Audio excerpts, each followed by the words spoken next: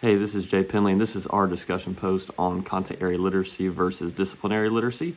And so before we even dig into which one I really agree with the most in my personal teaching experience, area literacy really just teaches more of like a general idea of how reading strategies, writing strategies can be used across the board for all subjects, like, summarizing, identifying main ideas, using graphic organizers, stuff like that. Whereas disciplinary literacy focuses more so on how experts in each field are going to read, reason, and communicate. In my area, it's going to be mathematicians, statisticians, and things of that nature. So, in my personal experience, I would probably agree most with disciplinary literacy approach.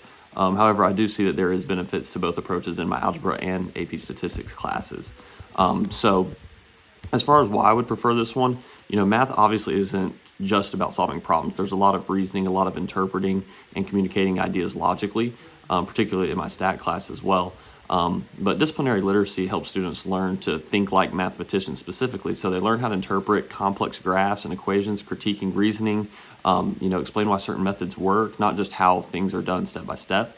And AP Stats specifically, for example, students must read statistical studies, identify misleading claims, interpret data in context, and defend their reasoning for a lot of stuff that they do. So it's not just computation in that class. And so, this approach really encourages precision in language, justification in steps, and understanding real-world meaning for the most part.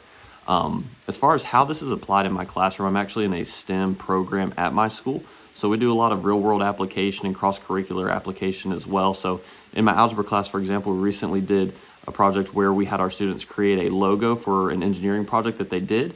And from a math standpoint, I had them create this logo using different linear functions and quadratic functions, which is all of the units that we have covered so far this fall. And they're really able to put themselves in the perspective of being maybe a marketer or the head of some type of engineering department there to create that logo that makes sense for their product.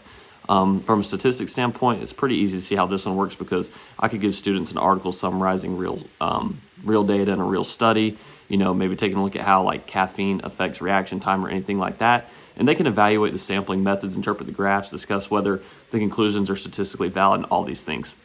These tasks, they require students really to read critically, question assumptions, and communicate conclusions effectively. And that's ultimately what we want them to get out of that class. And so, in short, I do think that disciplinary literacy makes math meaningful. And I think it is important to put those students in this situation where they're taking on the role of being a successful mathematician or statistician.